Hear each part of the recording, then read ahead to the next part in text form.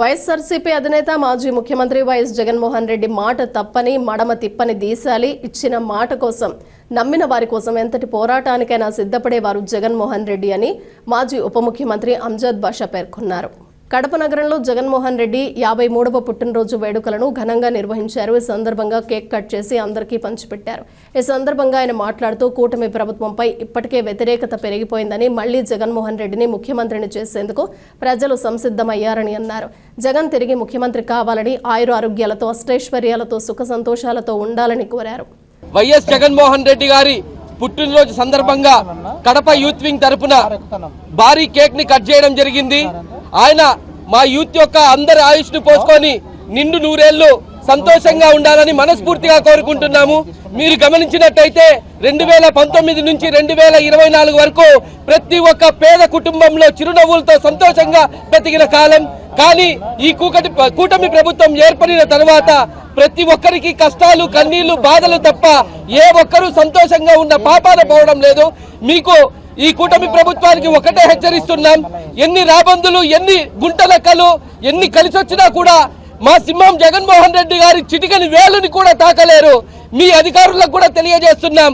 అక్రమ కేసులు పెట్టి ప్రతి ఒక్క వైఎస్ఆర్సీపీ కార్యకర్తని మీరు ఎంత ఇబ్బందులకు గురి చేస్తున్నారో ప్రతి ఒక్కటి మా దగ్గర డిజిటల్ బుక్ రూపంలో భద్రపరిచి ఉన్నాం.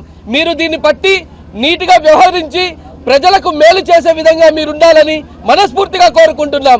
జై జగన్. డిసెంబర్ 21 ఇది మన ఆంధ్ర రాష్ట్రంలోనే కాదు, దేశవ్యాప్తంగా ఒక పండుగ లాంటి వాతావరణాన్ని ఈరోజు నెలకొల్పింది. ఎందుకంటే అది సాదాసీదా అయినటువంటి వ్యక్తులకు రాదు. మన దేశంలోనే కాదు, ఇంత ప్రజాదరణ కలిగినటువంటి వ్యక్తి, రాజకీయ నాయకుడు ఉండడం అనేటువంటిది మన ఆంధ్ర రాష్ట్ర గర్వకారణం.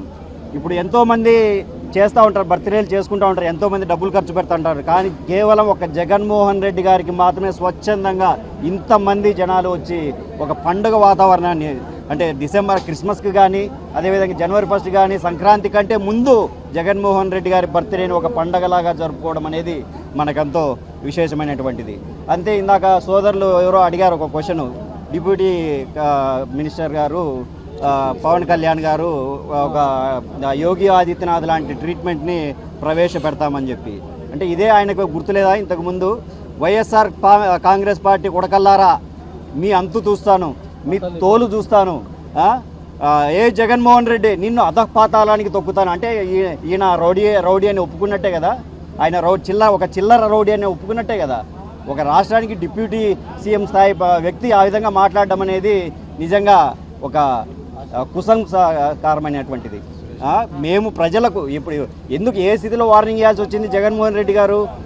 ఒక మెడికల్ కాలేజీ అమ్ముతూ ఉంటే, ప్రజలకు ఉపయోగపడే మెడికల్ కాలేజీని అమ్ముతూ ఉంటే చూస్తూ ఊరుకుంటూ తానా తందానాలన్నా, అంటే ప్రజలకు అన్యాయం జరుగుతూ ఉంటే వాళ్ళు ఏం చేస్తా అంటే అది వాళ్ళకు భజన చేస్తూ ఉండాలన్నా? ప్రజలకు అన్యాయం జరుగుతున్నప్పుడు గొంతు విప్పుతాం, గొంతు విప్పి మాట్లాడుతున్నప్పుడు వినకపోతే వార్నింగ్లు ఇస్తాం. ఖచ్చితంగా అధికారంలోకి వచ్చిన తర్వాత జైలు ఎవరైతే ఇప్పుడు ప్రజల ఆస్తులని కాజేయాలని చూస్తూ ఉన్నారో, ప్రభుత్వ ఖజానాన్ని లూటీ చేయాలని చూస్తున్నారో వారికి ఖచ్చితంగా తగిన బుద్ధి చెప్తాం. ఇందులో ఎవరి మాట వినేది లేదు, ఎవరికి తల ఒగ్గేది లేదు. జై జగన్.